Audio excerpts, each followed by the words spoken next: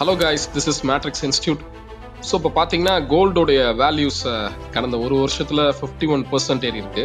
So இதை பற்றி நிறையா ஆர்டிகல்ஸ் அப்புறம் சில எக்ஸ்பிளனேஷன்ஸ் வந்து சொல்கிறாங்க. பட் மெயினான ரீசன் எடுத்துக்கிட்டிங்கன்னா சென்ட்ரல் பேங்க்ஸோடைய ரிசர்வ்ஸில் கோல்டோடைய ப்ரப்போர்ஷன் வந்து ஏறிக்கிட்டே இருக்குது. கடந்த 2020 எடுத்துக்கிட்டிங்கன்னா 12 to 13% இருந்தது. இப்போ பார்த்தீங்கன்னா ஒரு 21% 22% இருக்குது.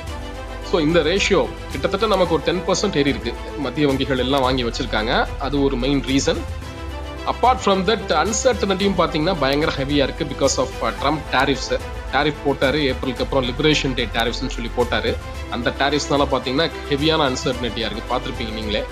ஸோ ட்ரேட் பாலிசி அன்சர்டனிட்டி கிட்டத்தட்ட ஒரு 1200 1000 அந்த இண்டெக்ஸை வச்சோம்னா 1110 அந்த ரேஞ்சில் இருக்குது. ஸோ அப்படி ஒரு சுச்சுவேஷன் இருக்கிறனால உங்களுக்கு மார்க்கெட்ஸோடைய மூவ்ஸும் அதை ஒட்டி தான் இருக்குது. எப்படி நமக்கு ஃப்ளோஸ் இருக்குது.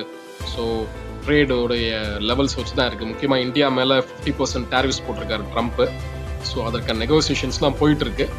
அப்பார்ட் ஃப்ரம் தட் நீங்கள் பார்த்தீங்கன்னா டேரிஃபோடைய லெவல்ஸ் அழகாகவே சொல்லியிருக்காங்க அந்த சார்ட்டில், ஃபினான்ஷியல் டைம்ஸ் சார்ட்டில்.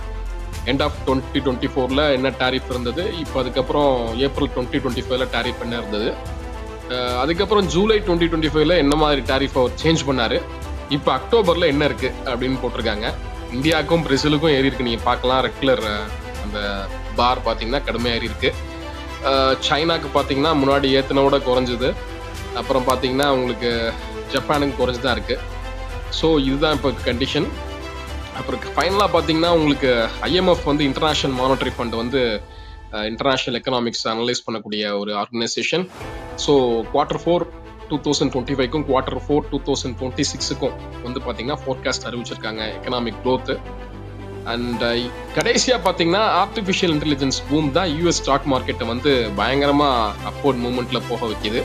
கிட்டத்தட்ட எடுத்துக்கிட்டோம்னா நமக்கு கடந்த 2023க்கு அப்புறம் இந்த ஆர்டிஃபிஷியல் இன்டெலிஜென்ஸ் பூம் பார்த்தீங்கன்னா யூஎஸ்ல இருக்கக்கூடிய அந்த பெரிய பெரிய அந்த கம்பெனிஸோடைய ஷேர் வேல்யூஸ் எல்லாம் கடுமையாக ஏறிட்டு இருக்கு. முக்கியமாக NVIDIA நம்ம சொல்லலாம்.